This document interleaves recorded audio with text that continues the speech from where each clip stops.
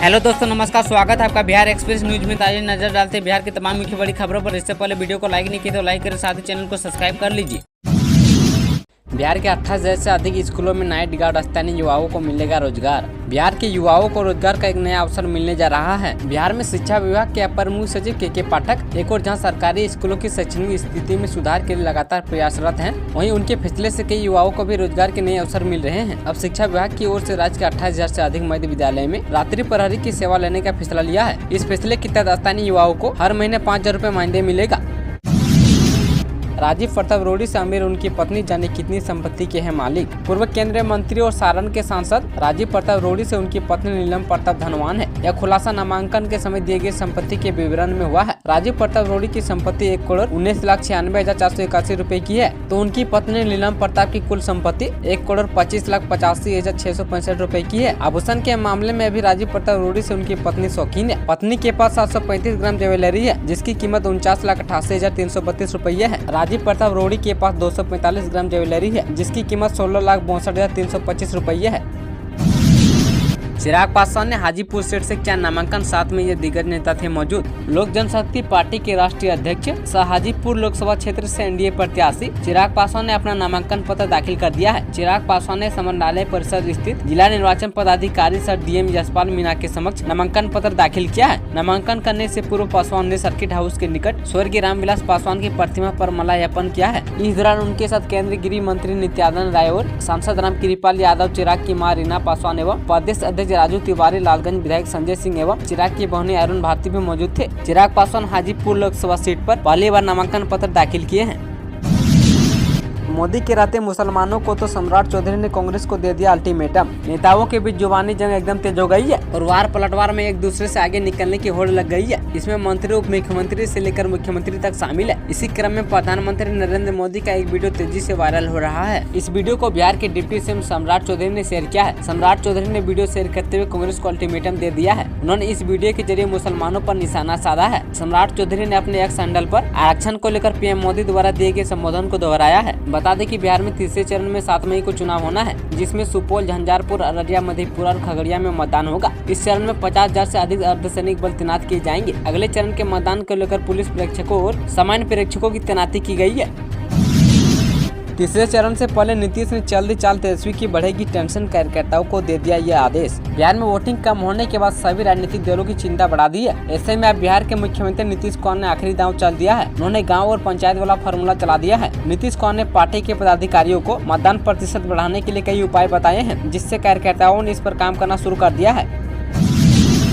अब जमीन मामलों का जल्द होगा निपटारा, नीतीश सरकार ने उठाया बड़ा कदम। सरकार ने सभी डीसीएलआर को सप्ताह में 4 दिन न्यायिक कार्य करने का निर्देश दिया है। इस निर्देश को लागू करने की जवाबदेही प्रमंडल आयुक्तों एवं जिलाधिकारियों को दी गई है। राजस्व एवं भूमि सुधार विभाग के अपर मुख्य सचिव दीपक कुमार सिंह ने इन अधिकारियों को पत्र लिखकर कहा है कि भूमि विवाद से जुड़े मामलों की समय सीमा के अंदर निपटारा की गारंटी करे। वहीं अपर मुख्य सचिव ने पिछले दिनों भूमि विवाद से जुड़े मामलों की समीक्षा की थी। इसमें पता चला था कि लंबी सुनवाई के बावजूद अब तक सिर्फ 54.65% मामलों की ही निपटारा हो पाया है। समीक्षा में बताया गया है कि बिहार भूमि विवाद निराकरण अधिनियम 2009 के अनुसार डीसीएलआर के न्यायालय में भूमि विवाद की सुनवाई होती है। इस अधिनियम के तहत राज्य भर में 11,628 मामले दायर किए गए हैं। इनमें से मात्र 6,355 मामलों का निपटारा किया गया है। 3 महीने से अधिक समय से लंबित मामलों की संख्या 3,373 है। डीसीएलआर को साफ कहा गया है कि इस सप्ताह में 4 दिन अपने न्यायालय में बैठे और प्राथमिकता के आधार पर उन मामलों का जल्द निपटारा करे।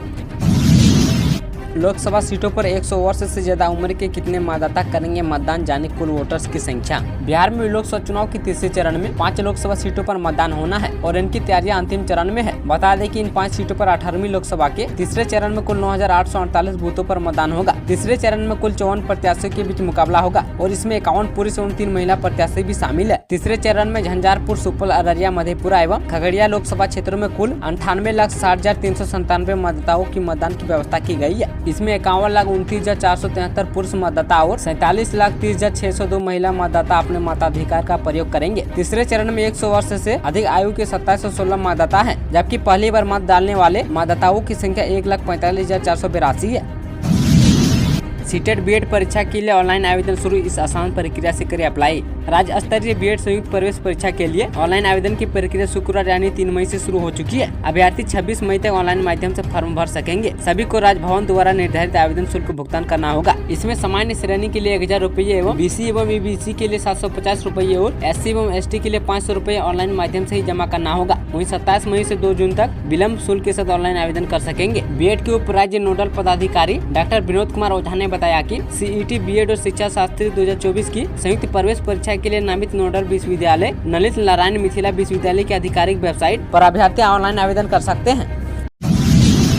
भागलपुर वासियों को जाम से मिलेगी मुक्ति। रेलवे का मास्टर प्लान तैयार, यहाँ बनेगा 4 लेन पुल। 500 करोड़ से भागलपुर रेलवे स्टेशन को एयरपोर्ट की तर्ज पर विकसित किया जाएगा। भागलपुर जंक्शन से 6 किलोमीटर दूर चौधरी डी के पास भागलपुर न्यू स्टेशन बनेगा। न्यू स्टेशन का अंडरग्राउंड वाहन पार्किंग होगा और पार्किंग के ऊपर स्टेशन भवन व प्लेटफार्म बनेगा। स्टेशनों को विकसित करने के साथ ही रेलवे ने भीड़ की समस्या को लेकर सिटी मास्टर प्लान के तहत ट्रैफिक का प्लान भी तैयार कर लिया है। रेलवे के अधिकारियों के अनुसार मास्टर प्लान के तहत 2 लेन लोहिया पुल को 4 लेन किया जाएगा। लोहिया पुल को रेलवे और बिहार सरकार दोनों मिलकर विकसित करेगा। इस पुल के विस्तार होने से शहर में यातायात की समस्या का काफी हद तक समाधान होगा।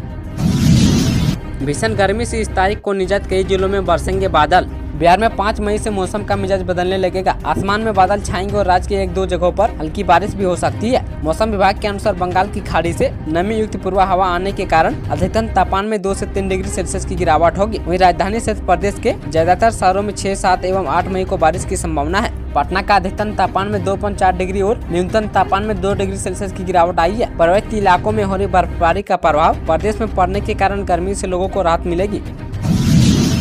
राजद अध्यक्ष लालू यादव ने प्रधानमंत्री नरेंद्र मोदी के लिए क्या लिख दिया, हिंदी शब्द बताकर प्रहार। राष्ट्रीय जनता दल के सुप्रीमो और पूर्व मुख्यमंत्री लालू प्रसाद यादव ने प्रधानमंत्री मोदी पर फिर से हमला बोला है। उन्होंने सोशल मीडिया पर लिखा कि हिंदी भाषा में आज लगभग 1.5 लाख शब्द बताए जाते हैं तथा अध्ययन की सभी शाखाओं में तकनीकी शब्दों को मिलाकर लगभग 6.5 लाख शब्द हैं। लेकिन देश के प्रधानमंत्री मोदी के सबसे पसंदीदा शब्द पाकिस्तान, शमशान, कब्रिस्तान, हिंदू मुसलमान और मंदिर, मस्जिद, मछली, मुगल, मंगलसूत्र एवं गाय भैंस है। लालू प्रसाद यादव ने कहा कि हालांकि शब्दों की लिस्ट पहले 2 चरणों की चुनाव होने तक की है, 7वें चरण तक इस लिस्ट में कुछ 2-4 नाम और बढ़ सकते हैं। पीएम मोदी नौकरी, रोजगार, गरीबी, किसानी, महंगाई, बेरोजगारी और विकास, निवेश, छात्र, विज्ञान, नौजवान इत्यादि मुद्दे भूल गए हैं। अपनी चुनावी सभा में इन सब मुद्दों का जिक्र नहीं करते हैं। वहीं लालू प्रसाद यादव के छोटे बेटे और नेता प्रतिपक्ष तेजस्वी यादव ने भी पीएम मोदी पर हमला बोला है।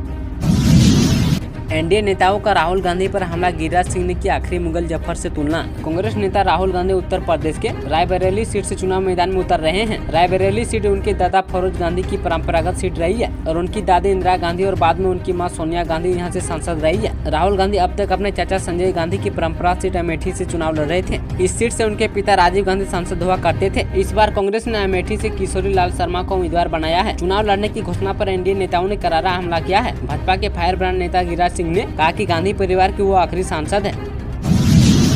वैशाली एक्सप्रेस ने 1 साल में केवल सहरसा से कमाया 10 करोड़ रुपये। जयंती जनता से वैशाली एक्सप्रेस बनी। 50 साल पुरानी ट्रेन आज भी मिथिला के इलाके की सबसे लोकप्रिय ट्रेन है। सहरसा से दिल्ली जाने वाली इस ट्रेन की आमदनी इस रेलखंड पर सबसे अधिक रहती है। मुनाफे के मामले में यह ट्रेन अव्वल है। केवल सहरसा से 1 साल में 10 करोड़ की आमदनी हुई है।